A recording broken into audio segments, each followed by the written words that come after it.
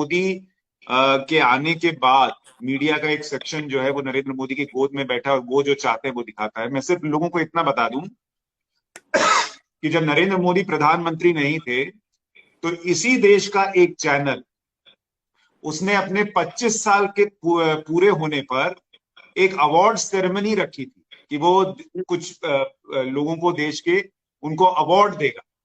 और वो award ceremony कहाँ हुई थी आप लोगों को मैं बताऊं, वो अवार्ड सेरेमनी हुई थी राष्ट्रपति भवन भवन में। अब आप सोचिए, एक प्राइवेट चैनल का अवार्ड सेरेमनी का कार्यक्रम राष्ट्रपति भवन में करने की इजाजत कैसे मिली? अगर मोदी ने आज किसी चैनल को दे दिया होता कि आप राष्ट्रपति भवन में एक प्रोग्राम ही कर लीजिए, आप हाई टी रख लीजिए, तो हाय तौबा मच जाती। लेकिन उस वक्त वो हो भी गया, लोग आए, जो सेलिब्रिटीज जिनको अवार्ड मिला वो राष्ट्रपति भवन आए और उनको वहां अवार्ड दिया गया राष्ट्रपति भवन के अंदर। तो लोग सोचें कि गोदी मीडिया कौन था और कौन है। अब हर्षवर्धन जी, आपके हिसाब से ये 2014 के बाद जो गोदी मीडिया पैदा हुआ, तो पत्रकार जो है विमान में बैठे हैं, उनकी खातिरदारी किस तरह से होती थी, उनकी खातिरदारी। और ये मैं जो कहता हूँ आप एक और पत्रकार की किताब से कर सकते हैं, जो एनडीटीवी के पत्रकार थे, उनकी किताब में उन्होंने लिखा कि पीएमओ के जंकेट, जो प्रधानमंत्री के मीडिया सलाहकार मनमोहन सिंह जी के मीडिया सलाहकार थे, उन्होंने लिखा कि पीएमओ कार्यालय से जंकेट दिए जाते थे। जंकेट का क्या समझिए कि विदेश दौरे पे ले जाते थे, वहां पे शराब की, मतलब अब आप अगर 13 घंटे 12 घंटे हवाई जहाज में विमान में बैठे हैं तो वहां आपको महंगी से महंगी दुनिया की बेस्ट शराब पिलाई जाती थी। ब्लैक लेवल, रेड लेवल में तो बहुत ज्यादा महंगी शराबों के नाम भी नहीं जानता, लेकिन मैं देखता था कि उसमें जो है विमान में एकदम जैसे बार होती है, विमान तो बिल्कुल बार बन जाता था, वहां पे शराबें होती थी, आप जो मर्जी खाइए, जो मर्जी ऑर्डर कीजिए। फिर जब आप वहां उतरते थे तो एक बाकायदा प्रधानमंत्री कार्यालय की तरफ से मीडिया सेंटर बनाया जाता था में आप रुके हैं।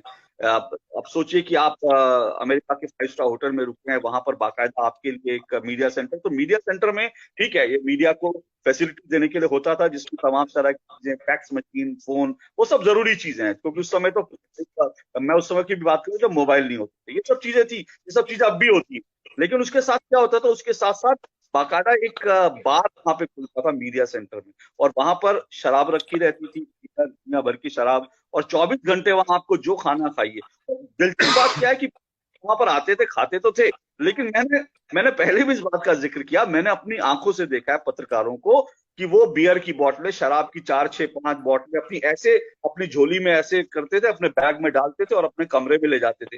जाहिर सी बात है, आप प्रधानमंत्री के साथ गए हैं, प्रधानमंत्री के साथ वापस आ रहे हैं, आपको कोई चेकिंग तो करेगा नहीं, पूछेगा नहीं आप क्या ले जा रहे हैं, क्या नहीं ले जा रहे। चेकिंग मतलब सिर्फ एसपीजी आपकी चेकिंग करेगी, आपको कोई कस्टम लगना नहीं है। तो आप दुनिया की विदेशी महंगी से महंगी शराबें जो वहां से उठाकर अपने घर लाते थे, अपने दोस्तों को बांटते थे, तो ये सब चीजें होती थी। 2014 के बाद ये बिल्कुल बंद हो गया।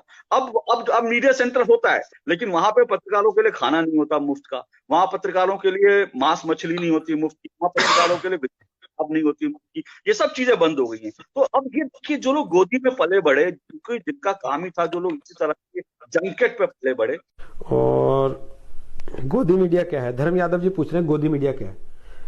तो भाई गोदी मीडिया की परिभाषा आप लोग को जाननी है, तो चलो मैं आज गोदी मीडिया की परिभाषा भी बताता हूँ। आप सब लोग भाई जहाँ भी मोहल्ले में, कॉलेज में पढ़ते होगे, आसपास में गली मोहल्ले में रहते होगे, आप देखते होगे ना, कुछ बदमाश टाइप के लड़के होते हैं, हर समय चौराहे पे बैठे रहते हैं, और हमेशा उनकी नजर जो है वहाँ आसपास मोहल्ले में रहने वाली तमाम लड़कियों पे होती है। उन गुंडों को जो लड़की पसंद आ जाती है उसको तो वो कह देते हैं ये सबकी भाभी है जी, इसका सब सम्मान करो। और वो अगर मना कर दे कि नहीं भाई मेरे को तुम्हारी दोस्ती पसंद नहीं है, तो वो उसको आवारा बदचलन घोषित कर देते हैं और वहां दीवारों पे जा जाके उसके खिलाफ लिख देते हैं।